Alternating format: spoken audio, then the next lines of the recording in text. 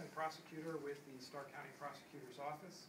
I have been contacted starting last Friday by the Stark County Commissioners and by the Dog Warden's Office for purposes of complying with public records requests related to a video that was posted on YouTube. And the Commissioners also asked me to review the records and to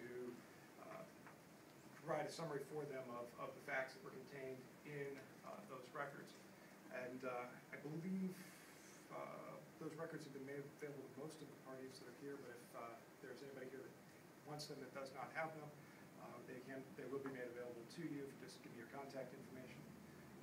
Based on a review of the facts, because it does appear that the description that was posted along with the video was incomplete in regards to what had happened. At 9:55 a.m. on July 25th of last year, 2011, the Stark County Dog Warden's Office received a report regarding an aggressive stray dog that had been confined in the area of 636 Garfield Avenue Southwest in Cleveland.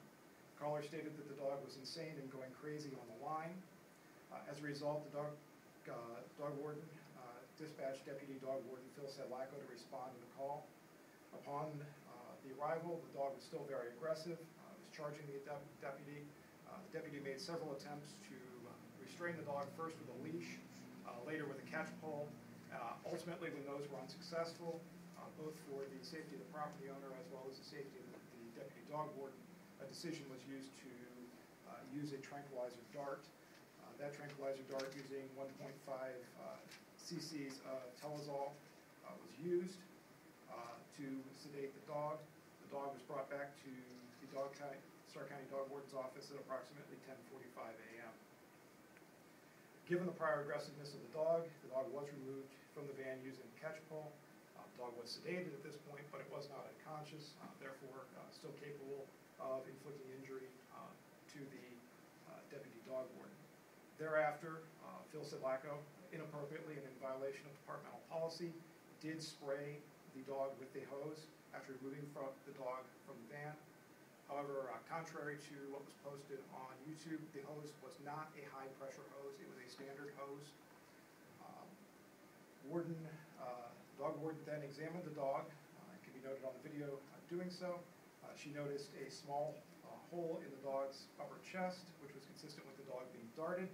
There was a small amount of external bleeding that was going on at that time.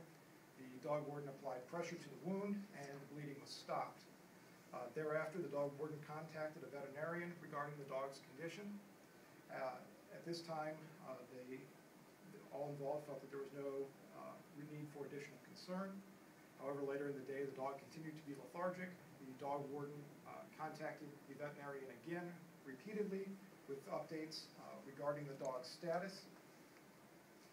At that time, the dog warden was advised by the veterinarian that she contacted to just give the dog time and to keep the dog under observation.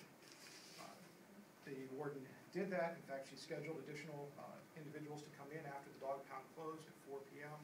for the purpose of continuing to check on the dog after business hours to make sure to check on the dog's status.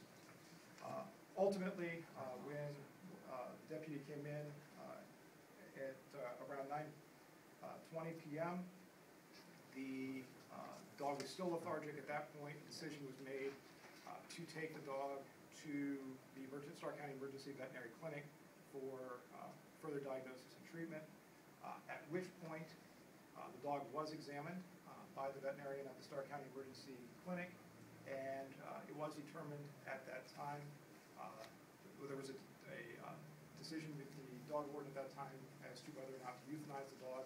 While that conversation was taking place, the dog did die at the Stark County Emergency Clinic prior to a decision being made to euthanize. It is believed, based on the examination done by the veterinarian at the Stark County Emergency Clinic, that the dart may have internally nicked an artery and caused internal bleeding, which was not immediately apparent to the dog warden or the dog warden's employees.